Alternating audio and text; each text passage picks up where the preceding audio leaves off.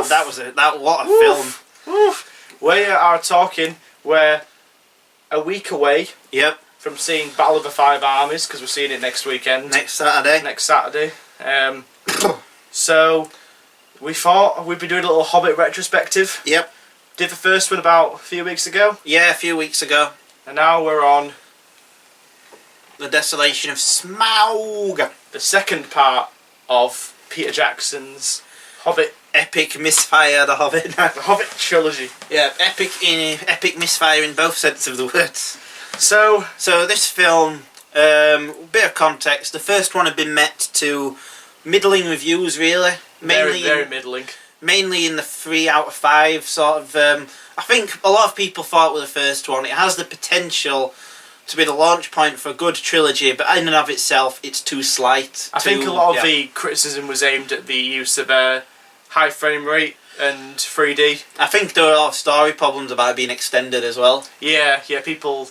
But I seem to remember most reviews just focusing on the that element about the high frame rate 3D saying it looked like shit. And I remember a few reviews that said it was too long and stuff. Specific character problems and stuff. Yeah, but there's one more saying that was another concurrent thing to all the reviews.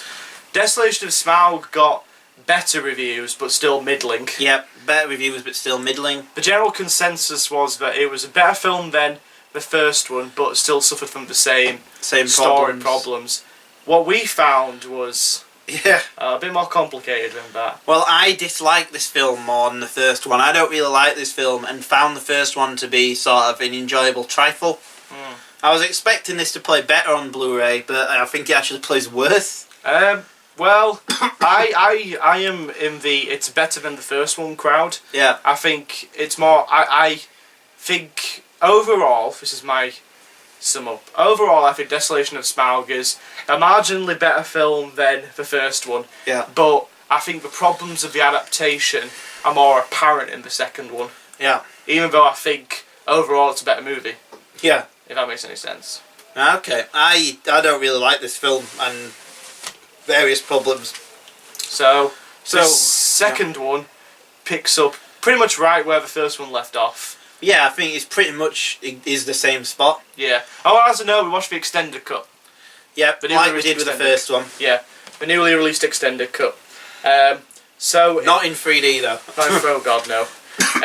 So we pick up with Bilbo and the gang. Yeah. They on the run from Azog. Yes, the Defiler. Yeah. And they come across the House of Beorn. Yeah. Who's a shapeshifter. He's a beloved character in the books. I'm a bit disappointed by what we do with him in the film. They do something with him in the film, don't they? They do more in the extended cut. Like in the book, Gandalf has to introduce them like 2 dwarves at a time, because he gets easily startled by stuff. So I always have to get back. They put that back in the extended cut. But overall, I was a bit disappointed with Beorn. I always kind of have been. I don't think the actor has enough presence to play with. Yeah. He's not really how I personally pictured him in the book. No. I've heard he's going to have a lot more to do in Battle of the Five Armies, but you know, whatever. But that's his iconic scene, and we don't really do enough. From there, they go into Mirkwood, and the Mirkwood episodes. Where they're bad. Yeah. Where they face the spiders, the flies of the spiders. Martin Freeman is the best scene in the entire film, which we'll probably talk about later. Then we get introduced to the controversial inclusion of Legolas and the newly created female elf, Toriel, who we'll definitely discuss later. Toriel. Because you're worth it. Yeah. Who we'll definitely discuss later on. From there, they escape in the barrel sequence, which has been greatly expanded upon and debated upon its original inception. From there, they get washed up into Lake Town. Where they meet a chap called Bard, played by Luke Evans, who's a fisherman. Yeah. He's a bit of an outlaw, kind of a Robin Hood type against Stephen Fry's Master of Lake Town. Yeah. Sneaks him into Lake Town, and from there the dwarves manage to kind of convince the Master of Lake Town that it's a good idea to reclaim Erebor. From there they go into Erebor. Bilbo manages to get into the Lonely Mountain, has an encounter with Smaug. From there, they have a pointless action sequence which involves all the dwarves because Smaug gets pissed off. Yep. He then goes, flies, I am fire, I am death. Yep. What have we done? And the film, boom, ends up with a banger. It's pretty awful ending. I was saying I didn't like this one, but give it this. I think that the jumps in tone are less pronounced in this, and therefore it's a better tonal piece. Yes. The first one jumped all over the shop between it's dark, it's light. This is a lot darker than the first one. But ultimately, it's not jump here, jump there, jump there. There's a little bits, but not as much. You'd agree? Yes, definitely. Absolutely, 100% agree. Yeah, Martin Freeman's still amazing. He's excellent in the film, yeah. Yeah. Like I said, I think he has, after all the CGI trickery, I think he has the absolute best scene in the film when he is in Mirkwood. He's lost the ring. Yeah. He violently attacks a crab spider monster thing. He gets really violent. Yeah. Just to get the ring back. And he has a moment where he works out what the ring actually is and what the ring's doing to him, and it's all facial expressions, it's all his acting, there's no dialogue. Acting. Yep. Acting, yes. It's an excellent scene. It's so brilliant. good. And that's easily, for me, the best scene of the entire film. And it's no CGI, no trickery. Yep. And I think that the film overall, I think the set design is uniformly excellent. I think the look of the film is... The art design's excellent.